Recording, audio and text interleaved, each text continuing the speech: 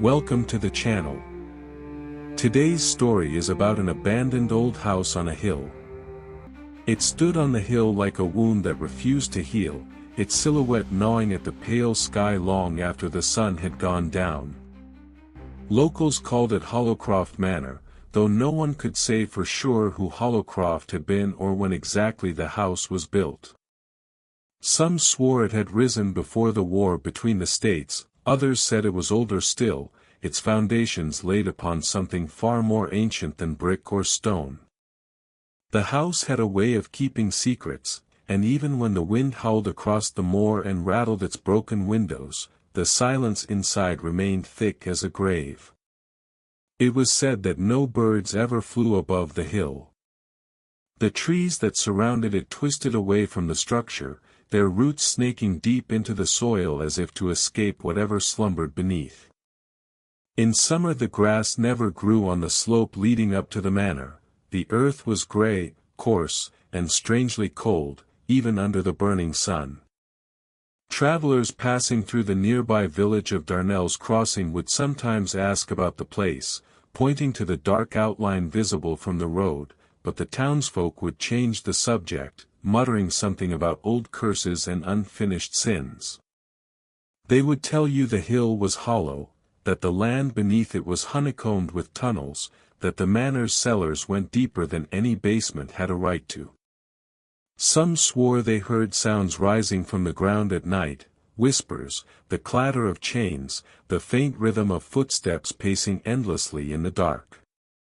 For decades, no one dared to approach the house after sundown. Yet the story of Hollowcroft had not always been a tale of fear. In its early days, before the turn of the century, the manor was a place of wealth and ambition.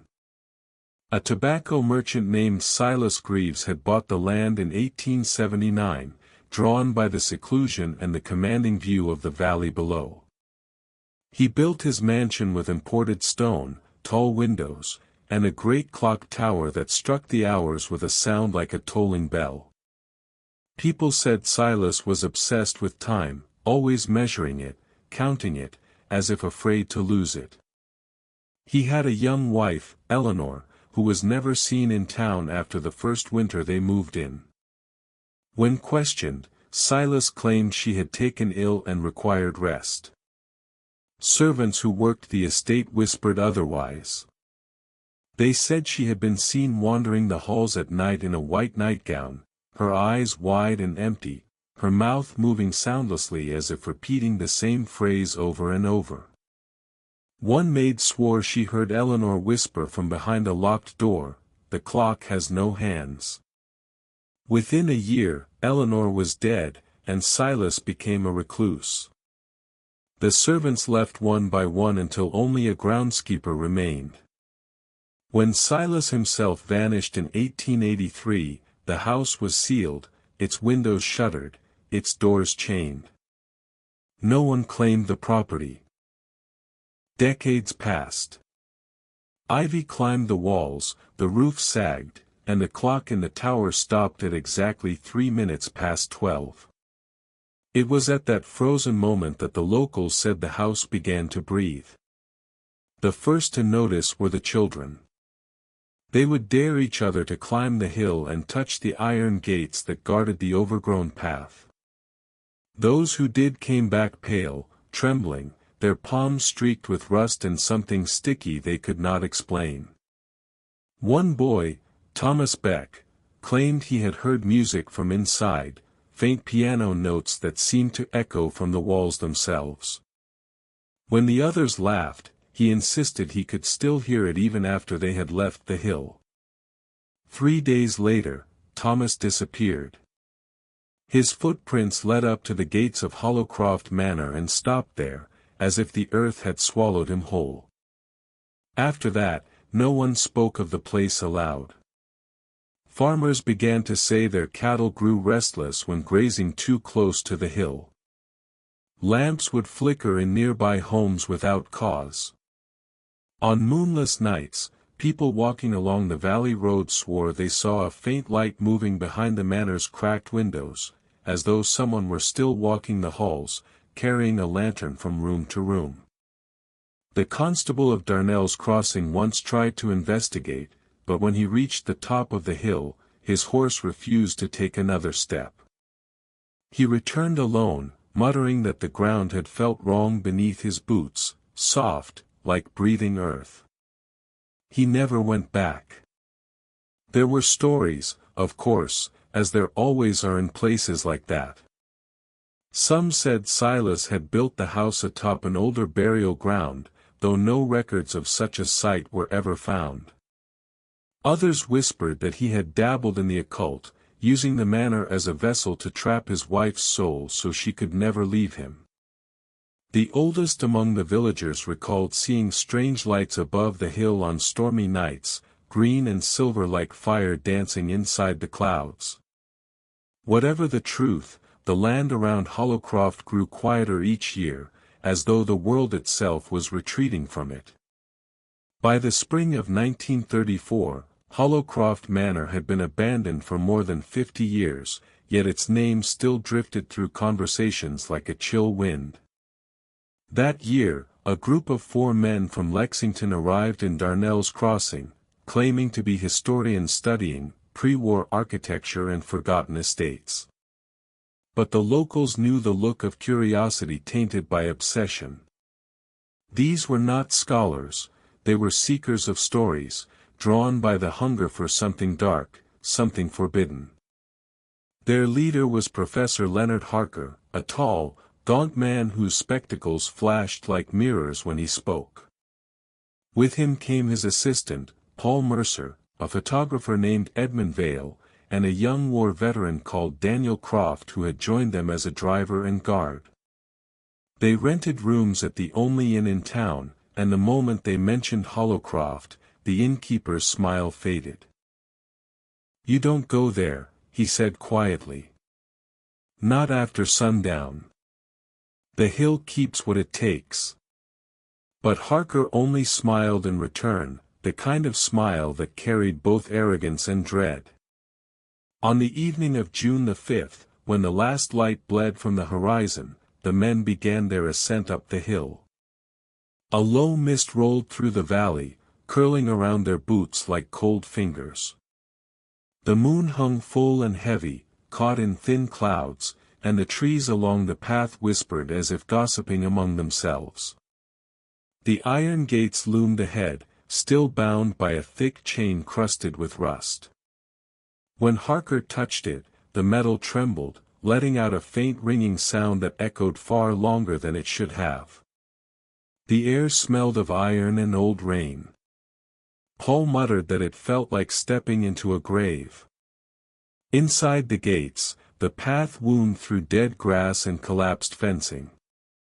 The manor emerged from the fog like a ship breaching a ghostly sea, its walls blackened by time, its windows hollow and blind.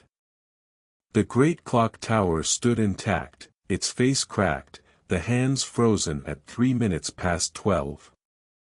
Edmund raised his camera and took a photograph. When the flash went off, something flickered behind one of the upper windows, a pale reflection, almost like a face watching them. They entered through the main door, which groaned like a wounded animal. Dust hung in the air, swirling in the lantern light. The grand hall stretched before them, arched ceilings, a staircase split into 2 sweeping wings, portraits draped in cobwebs staring from cracked frames. Harker's voice broke the silence, you can almost feel the years pressing down. But the others said nothing. They explored the house for hours. Every step on the rotted floorboards echoed like the whisper of footsteps that did not belong to them. They found a dining room where the long table was still set, the plates fused to the wood by decades of decay. In the parlor, a piano stood untouched, its keys yellow as teeth. When Daniel brushed his hand across them, one of the strings inside thrummed by itself, producing a faint note that vibrated through the floor.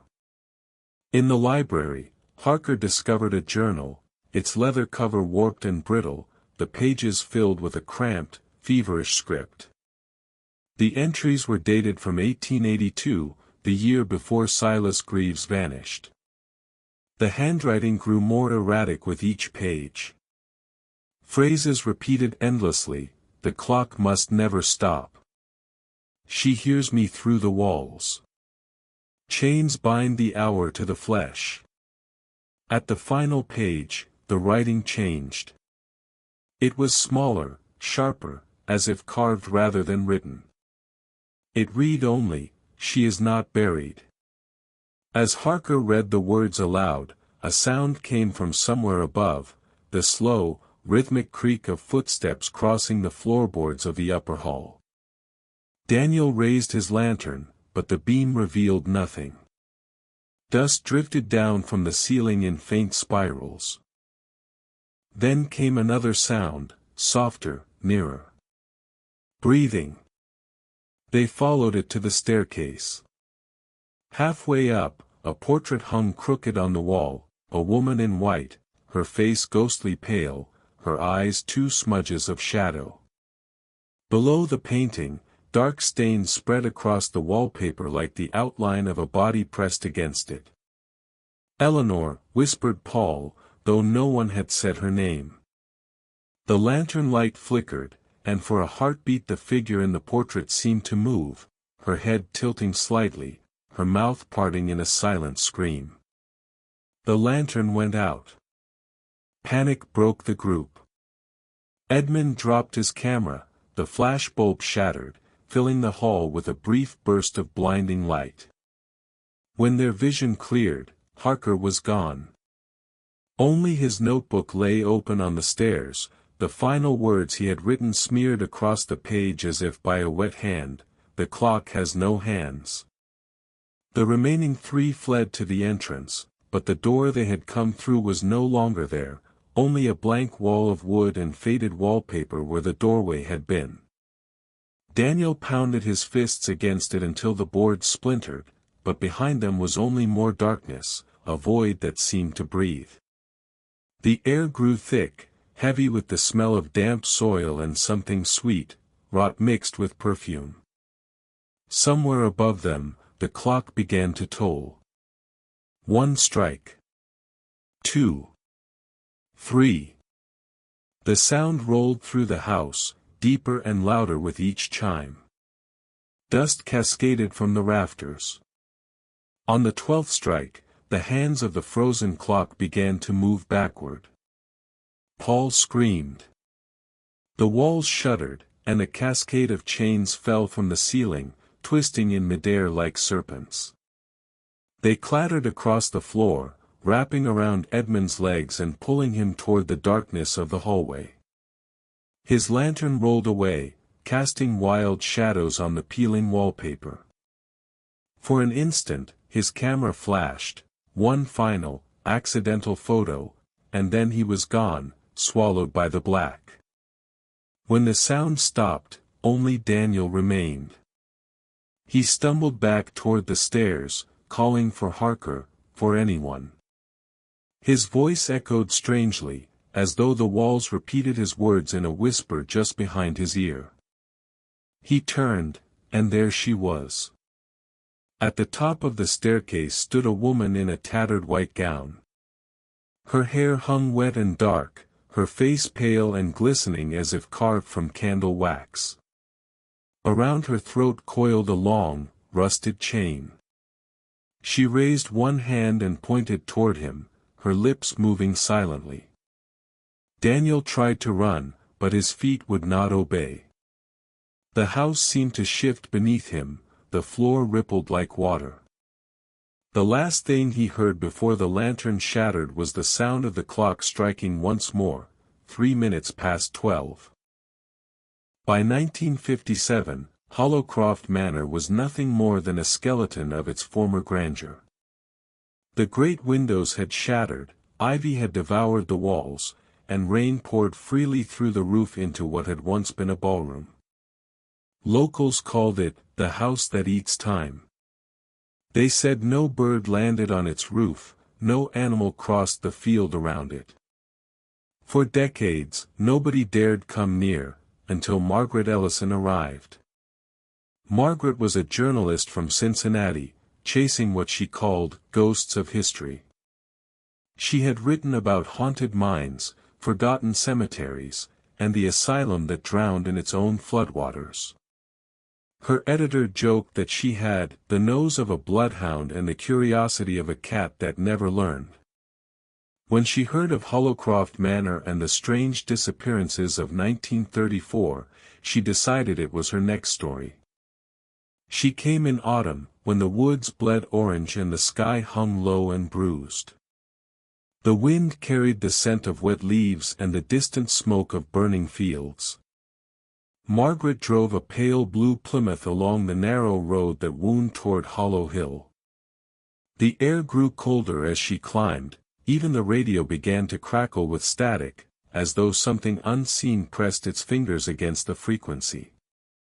When she reached the gates, they were still there, rusted, half collapsed, but standing.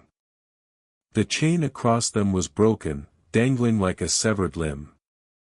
Beyond, the hill rose through a fog so thick it seemed alive, curling and shifting in ways that made her eyes ache. She parked, took her camera, notebook, and lantern, and started up the path. Every step felt heavier than the last. The grass was slick with dew though it had not rained for days, and the silence was unnatural. No birds, no wind, only the faint sound of her own heartbeat echoing in her ears. When the house emerged from the mist, her breath caught. Even in ruin, it was magnificent, vast and black, with the moonlight sliding like silver over its broken roof and gaping windows. Margaret crossed the threshold. The air inside was colder still, smelling of rust, mold, and something faintly sweet, like wilted flowers. Her lantern threw trembling light across the grand staircase, still standing though the walls around it had crumbled. On the second landing, she saw something scratched into the plaster. The clock has no hands. She found the remains of the great hall. The chandeliers had fallen long ago, their crystals scattered like bones. In the far corner lay a camera, rusted through, its glass eye cracked. When she lifted it, a slip of paper fell from beneath it, a photograph, faded but clear enough to see 4 men standing in that same room, smiling stiffly. One of them, tall and thin, wore glasses that caught the light just as the legend said. Margaret recognized the name from her research, Professor Leonard Harker. She placed the photo in her notebook and turned toward the staircase. A faint ticking reached her ears, impossibly soft at first, then steady, deliberate. She froze. The great clock in the tower had been silent for 70 years, yet now, faint as a heartbeat, it ticked. Margaret climbed slowly, each step groaning under her weight. The second-floor hallway was long and warped, lined with warped doors that hung slightly ajar. Wallpaper peeled in strips like shedding skin. The ticking grew louder. She followed it to a door at the end of the corridor. When she pushed it open, the smell hit her first, a mix of dust, iron, and damp wood. The room beyond was the master bedroom. The bed still stood, though its canopy had collapsed, draping everything in shadow. On the far wall hung a cracked portrait of a woman in white. Her eyes were dark pools, her smile faint and unnatural. Beneath the portrait sat a small wooden clock on a dresser, its glass face broken, the hands missing. Yet it ticked.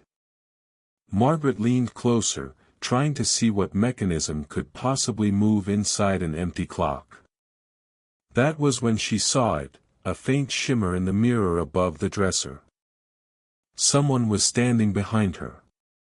She spun around, nothing. The doorway was empty, the hall silent. But when she turned back, the reflection in the mirror did not move with her. The figure remained, a woman in a long white dress, her head tilted slightly, her mouth moving soundlessly. Around her neck hung a chain, long and rusted, coiling down to the floor. The chain began to rise, slowly, as if pulled by invisible hands. Margaret stumbled back, knocking over the lantern. The flame guttered, and darkness swept across the room. In that darkness, the ticking grew deafening. It filled her skull, her bones, her pulse. And then, silence. When she opened her eyes, the clock was gone. So was the mirror. In their place stood a door she hadn't noticed before, half concealed by torn wallpaper. She reached for it. The wood was cold, wet, it felt alive. When she turned the handle, the hinges screamed, and a rush of air escaped as if the house exhaled. Beyond was a narrow staircase leading down, not up to the tower, but into the earth. Rain fell hard that night, a cold, needling rain that blurred the winding road leading up Hollow Hill. The trees leaned close over the path as if warning him back, their black branches trembling under the weight of wind. Daniel Carrington, a freelance videographer and urban explorer, had come farther than most. He'd seen ruined hospitals, underground bunkers, places that stank of mildew and regret, but none of them felt like this. Hollow Hill was different. The name itself seemed to echo somewhere behind his eyes.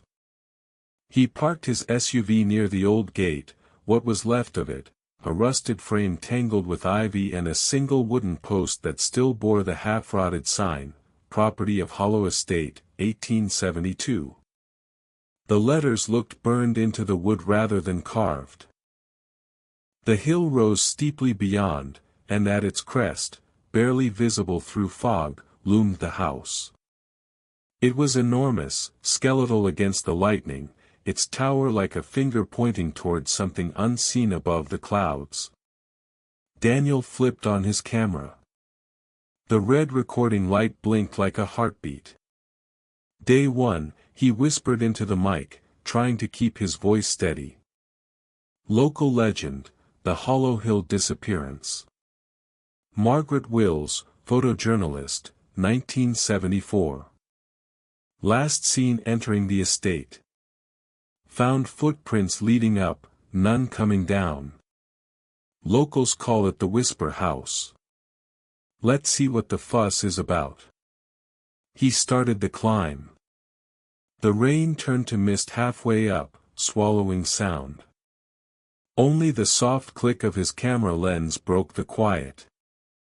Once, he thought he heard a woman's voice, faint, like someone calling a name from across water. When he stopped, it stopped too. The front door gave way with a single push. The smell inside was a century old, wet wood, decay, and something faintly metallic, like old blood. His flashlight beam cut across the grand hall, catching the portraits that lined the walls. Their eyes had been scraped out. The floorboards sagged underfoot. Every step stirred dust motes that moved too deliberately, as though avoiding him. Somewhere deeper in the house, a clock began to tick. Daniel followed the sound. The main corridor was lined with doors, all shut, all painted the same faded blue. His light flickered as he passed each one, revealing flashes of something, a shoe, a child's doll, a typewriter still holding a half-typed page. The words on it read, "It's beneath the house." He reached the end of the corridor and found a narrow stairwell leading down. The ticking grew louder. The basement was colder than the rain outside. His breath came in pale clouds. The flashlight beam caught damp stone walls, rusted tools, and, at the far end, a door made of black iron. When he touched the handle, the ticking stopped. He swallowed hard and pushed it open.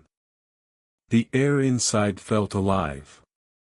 It hummed faintly, like something vast was breathing through the walls. The room beyond was circular, lined with bricks slick with moisture. At its center stood the same pedestal from Margaret's photographs, and on it, half buried in dust, lay her camera. Daniel stared. He lifted it slowly, brushing the dirt from the lens. The leather strap was still intact, though stiff with age. He turned it over. The film roll was still inside. His fingers trembled as he wound it forward, and in the darkness, something shifted behind him. "Hello."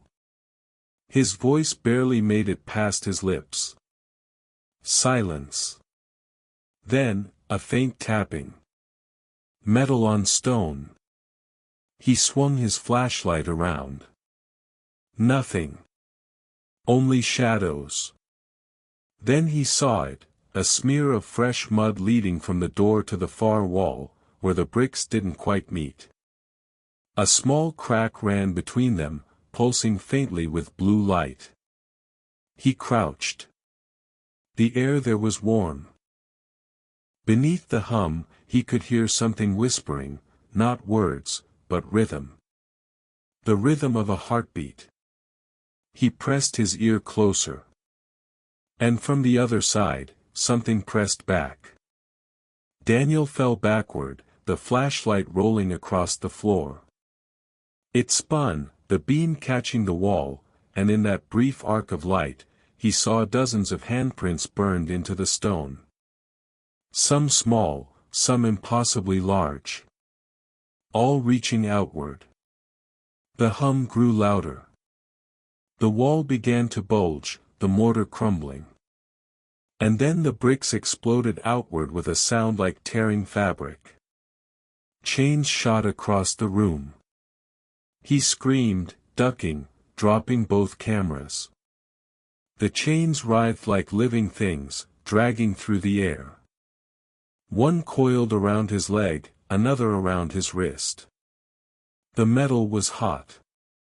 He tried to tear free, but they tightened, dragging him toward the hole in the wall, a black, pulsing void that smelled of salt and rust and something far older than earth. He reached for his flashlight, it went out. In the brief dark, he heard them, voices. Dozens. Hundreds. Whispering his name. When the light flared again, only the empty basement remained.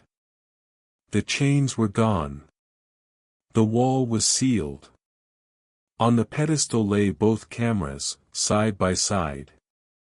Weeks later, hikers found Daniel's SUV still parked by the gate, keys in the ignition.